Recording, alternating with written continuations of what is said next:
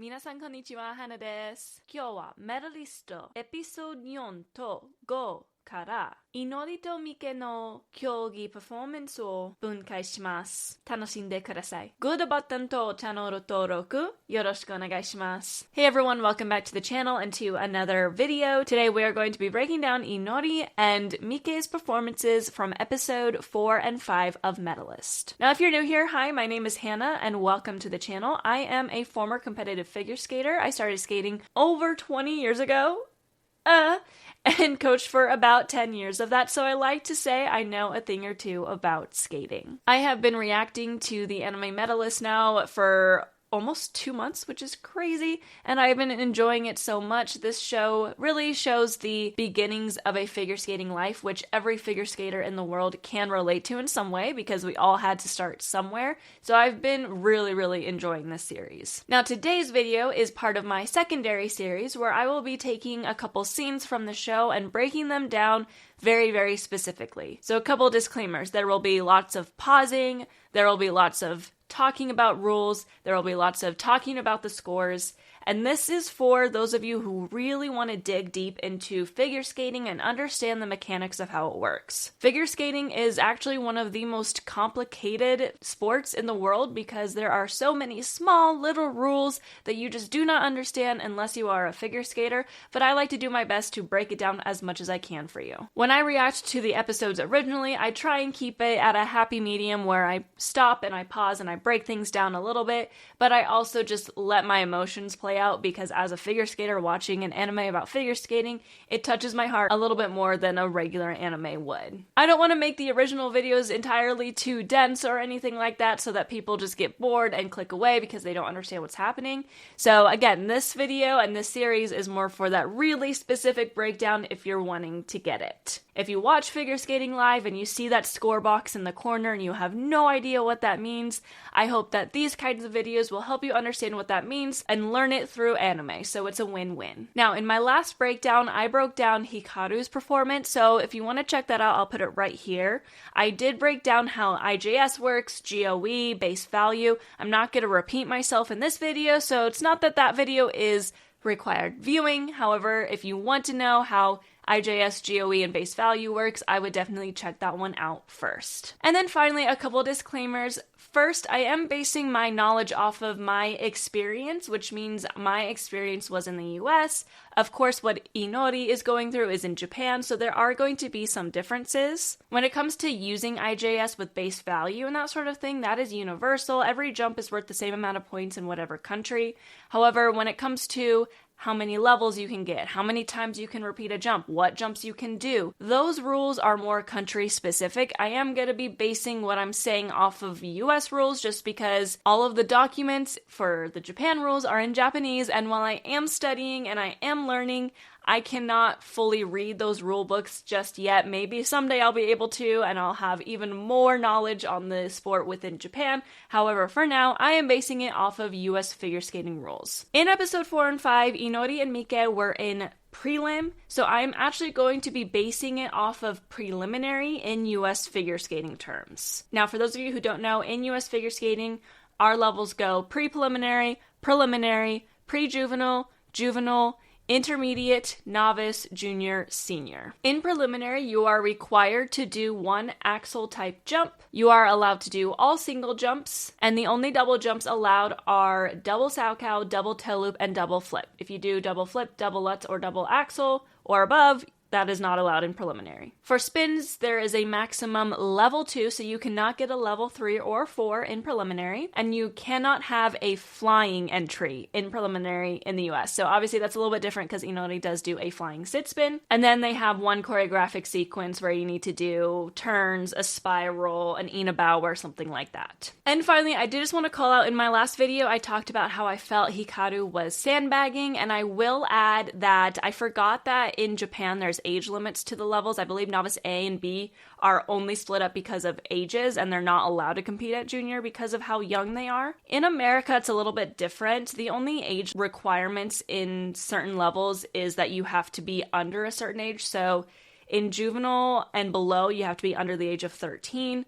Intermediate, you have to be under the age of 18. And then novice, junior, senior, when I was competing, didn't have any age requirements. You could literally be 25 years old and compete in junior nationally. It just meant that you couldn't compete in junior internationally, because internationally has age rules all over the place, and then other countries have age rules. But in America specifically, when you're competing domestically, the age limits stop at intermediate. So novice, junior, senior, you can kind of do whatever you want. That's why I felt like Hikaru was sandbagging. I'll remedy that and say she's not sandbagging. She's competing where she has to. She's just very good. Okay, but with that, we're going to dive right in. Before we do, don't forget to like the video, subscribe to the channel, and leave a comment your thoughts on today's video. Also, if you are interested, these specific breakdown videos will be available to members only a day earlier than when they go live on the channel. So if you want access to those videos early, as well as some fun emojis, access to priority reply and comments, and maybe some live streams soon, go ahead and check out my membership in the description. You can also follow me on social media. I am at Hannah Malay on Instagram and at lookingnerdy on TikTok and X. Okay, we got that all out of the way. Let's get into it. Last time I watched Inori skate, I was so nervous that I couldn't think about pausing because I just wanted her to skate well. I'm really bad. Like, when I watch skating, I'm always nervous. I feel more nervous watching skating than I do when I actually compete. It's crazy because I can't control it.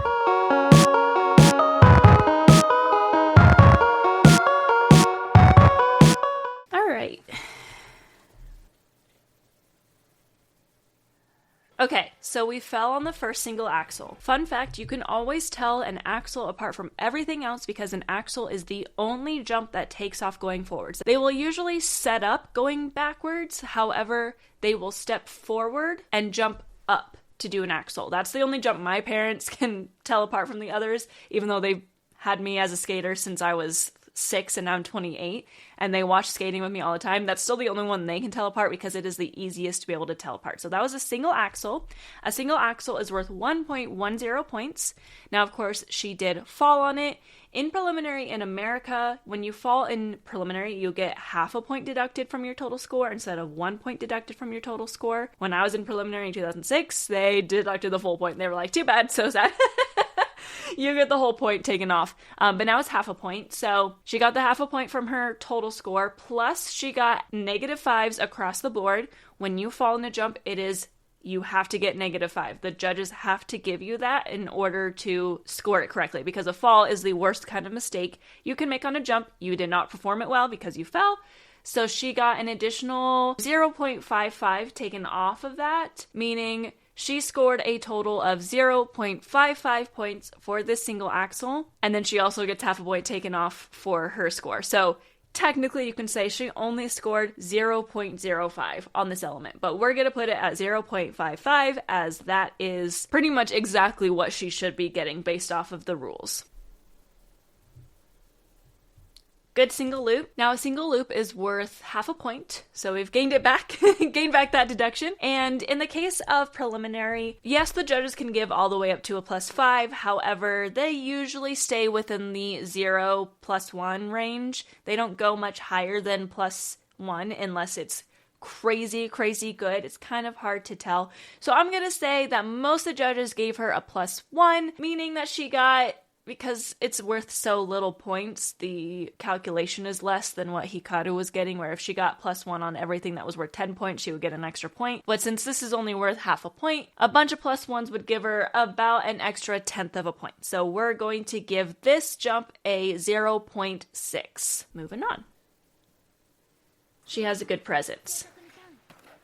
And that was a single axel combo with a twizzle at the end. So she got a lot of extra points for GOE there. Again, when we do a combo, if you watched my last video, they just take the base value of the 2 points and add it together. So a single Lutz is worth 0.6 and a single axel is worth 1.1. So that is 1.7 points that she got for that. But it was done exceptionally well. She added the twizzle at the end for flow. So I would say she probably got +1s, maybe a couple +2s. But again, because the base value starts low, that means that she's not going to get a ton added to it. I would say we'll add 0.3 to it to make it an even 2 points that she earned for that jump. Also, a side note, I hated Lutz. Lutz literally goes against all human tendencies, where you have to force your edge to be an outside edge while you pick, meaning like you literally have to have your feet turning out the wrong way. That's why so many skaters do what's called a flutz, where they switch to an inside edge right at the end of like taking off,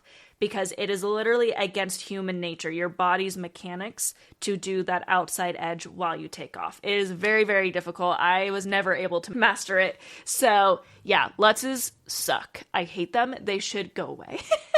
But we'll go ahead and move on. That was the lunge.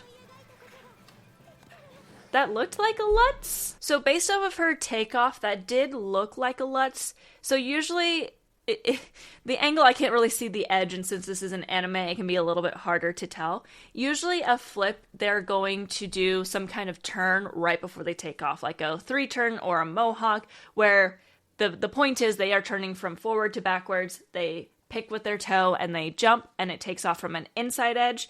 And I mean the foot that is not picking, because both a flip and a lutz are a toe jump, meaning they use the assist of the free leg going into the ice to launch them off. The only real difference is being able to tell when the other foot is on an outside edge or an inside edge. And an outside edge means that the boot is going to be leaning to the outside of the body, while an inside edge, the boot is going to be leaning towards the inside of the body. That's the best way I can describe it without really getting into, like, I will just sit here and coach you as a figure skating coach. This, because of the angle and because it was anime, it was hard to tell if she was on an outside or an inside edge. She is allowed to repeat a jump.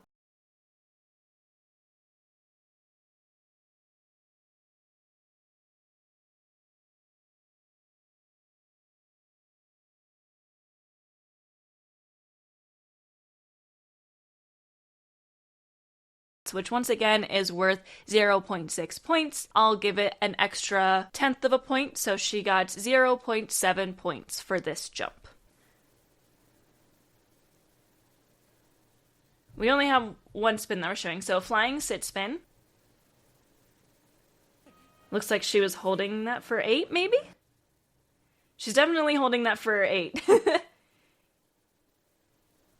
And getting her broken leg to the side. Okay, so for a flying sit spin, like I said, flying is not allowed in preliminary in the US, but it is obviously in Japan.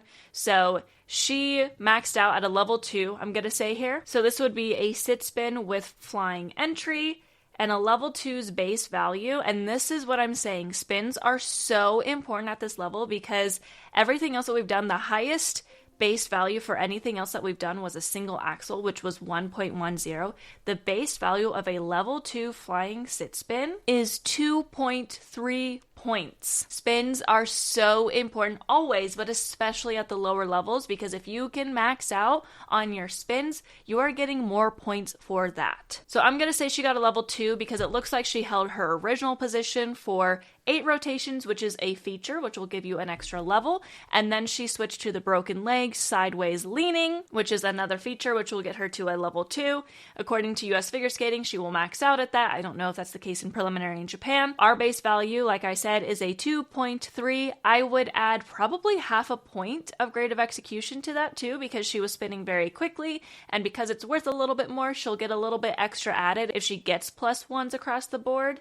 So that brings us to 2.8 points for that spin. Now, let's talk about PCS. Now, in preliminary in the US, this is where things get a little off because the maximum amount of component scores that they can get in preliminary is 20 points, and obviously that's just not the case for preliminary in Japan since her score is 12. So that one's kind of hard to say. It's probably closer to what pre-preliminary gets here, but even then, pre-preliminary in US figure skating, the people winning are still scoring over 20 points. So it's kind of hard to be able to know exactly how that one works. Without knowing the Japanese rules, which again, I just can't read the rule book. So I'll put the total technical element score here because I'm not adding it together right now. And then whatever is left would be her component score. She just did very well with that. She would be scoring very high for her level with component scores. Now let's really quickly talk about Mike's performance. She has a very cute style. Just based off of right at the beginning, her component scores would be around the same as Inori's. They have different styles, but they both are very good. So that was a very well done single axle. Again, like I said with Inori, you can be able to tell an axle apart because you'll see them launch themselves while like jumping up forward. It's the only jump that allows that. Again, the base value being 1.10. This was very well done. I would say she probably got +1s, maybe a couple +2s. So we'll add 0.3 of a point to that one and give her 1.40 points for that single axle. That was a single Lutz. So another way you can kind of tell, a Lutz is very commonly placed in the corner of a rink with its setup. You are always going backwards the entire way, and then you reach and then jump if you want to be able to tell a Lutz apart from a flip instead of trying to figure out the difference in edges. Again, a single Lutz is worth 0.6 points. Very well done. Probably add 0.1 of a point to that one, and she gets 0.7 points for that Lutz. Double Saukow. So she was supposed to make this a combo. Yeah, that was supposed to be a combination. So she did not put a combo on that, which is fine. I'm assuming in this level in Japan, there's a lot less room for those kinds of errors. You have to do exactly that because there is something called the Zayak rule. And the Zayak rule is because there was a skater a while ago that literally just like did the same jump over and over again because that was the only jump she was really good at. And they were like, okay, we need to have a more well-balanced program. So you are only allowed to repeat certain jumps twice. You can only do a double toe loop twice. You can only do a single axle twice, so on and so forth. But at the lower levels, because there are less jumps, you might only be allowed to do a jump once, as we're going to see here in a moment. But that being said, she still did a very nicely done double Saukow. A double Saukow's base value is 1.3 points, and she did it well, so she probably got 0s and +1s. We'll give it an additional 0.3 of a point on that one as well, and she got 1.6 points for that jump.